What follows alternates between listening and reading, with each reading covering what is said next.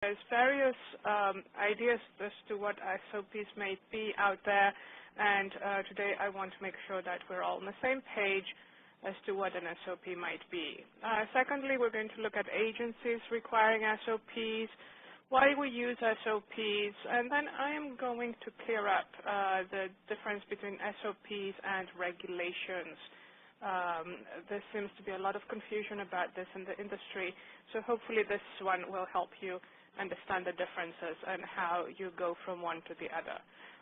We're going to look at the sort of issues you can have with SOPs and the related citations that agencies, regulatory agencies come up with on SOPs, and I'll show you how these agencies or any auditors that come to your facility, the tricks they use to find some of the issues with the SOPs.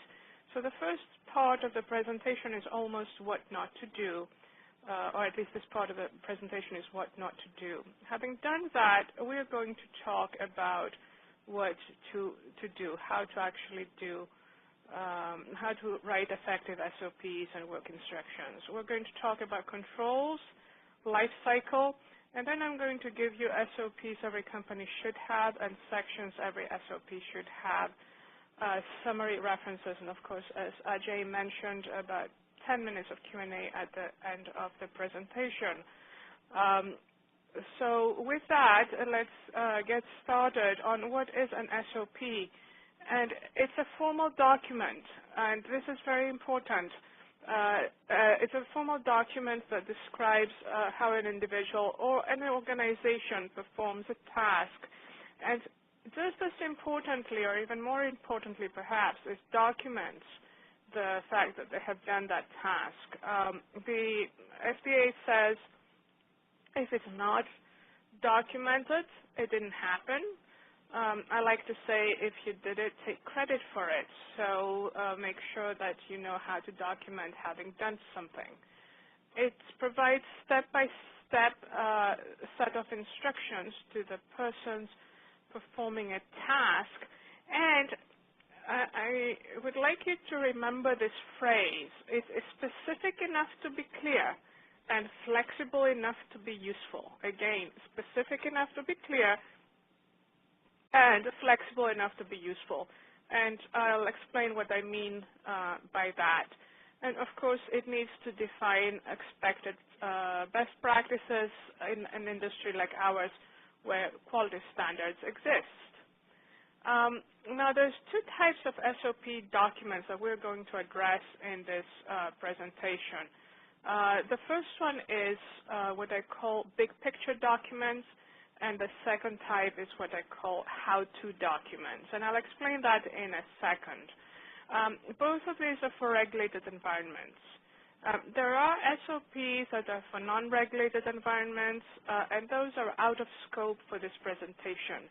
However, anything that you learn on the SOPs for regulated environments also apply to non-regulated SOPs. But let's go back to what I mean by big picture and how to. So there's two kinds of documents, two kinds of SOPs.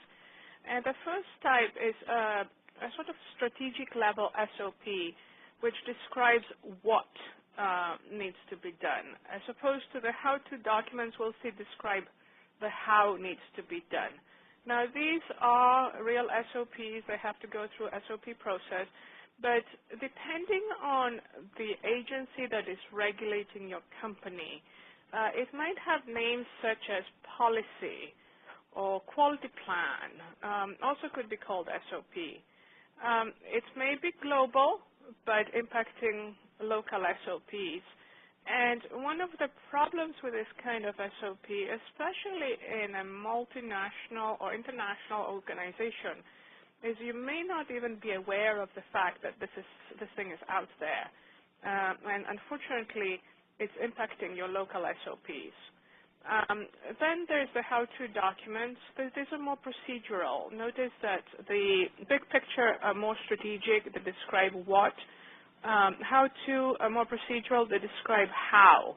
There are SOPs, just as any other SOP would be, But depending on your regulating agency, you might have names like SOP, process, procedure, or work instruction. Sometimes you might have a work instruction that is regulated. Sometimes you might have work instructions that are not regulated. This presentation will cover both types, and this is why I said some documents are not regulated. If you have work instructions that are not regulated, but if so, please go ahead and use the same principles as you would for a regulated SOP. These tend to be local. This would be for your site, your instrument, your department, and ideally they reflect the global SOPs. And more companies now have SOPs that are covering all their locations. However, I still see a lot of companies just not understanding there are global SOPs that would impact the local SOPs. What kind of agency requires SOPs? Well, pretty much everyone.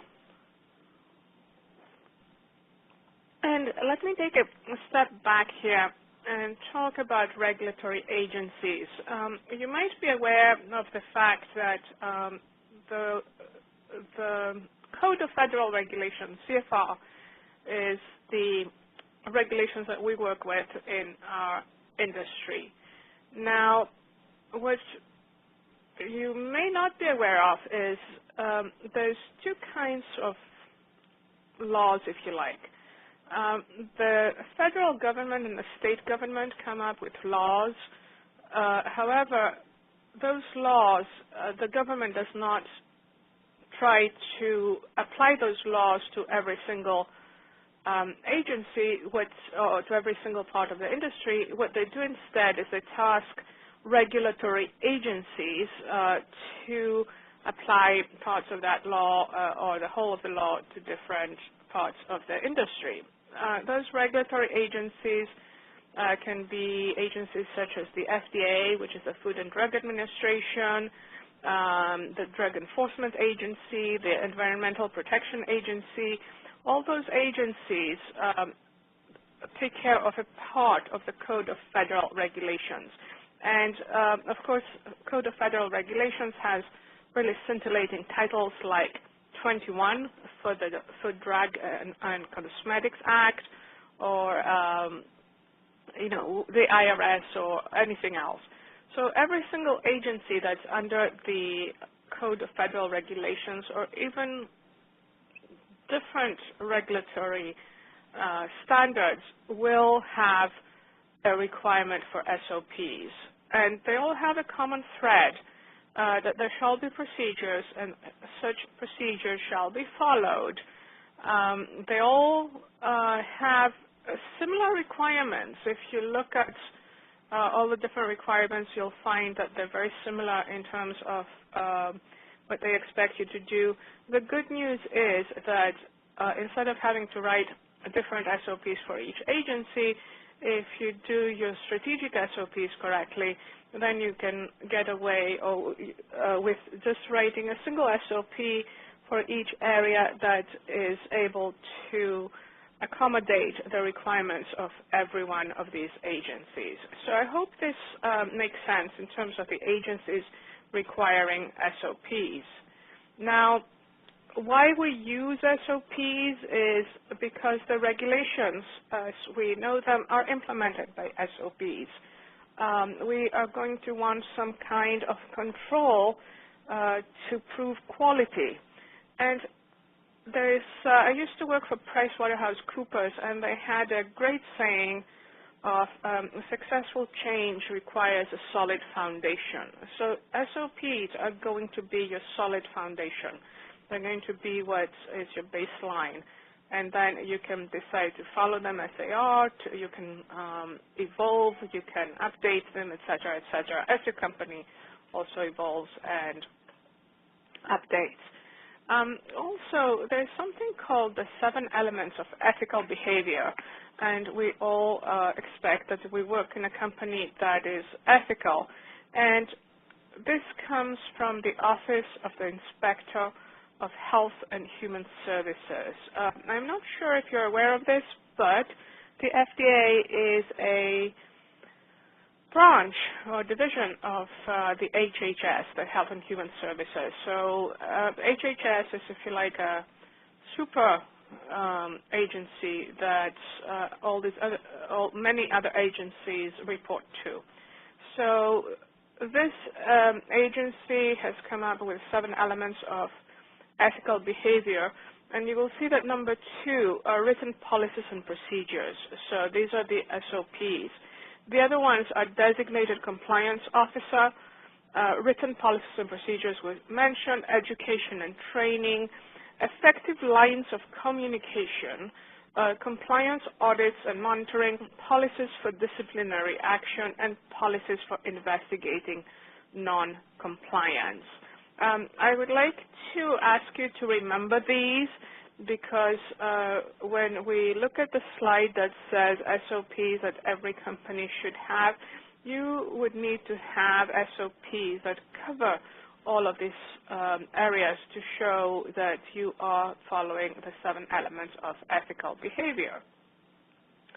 Now, what's the difference between an SOP versus a regulation? As Ajay mentioned, one of the things I have done was to co-author a book with the FDA called Computerized Systems in Clinical Research, in clinical development. Now, what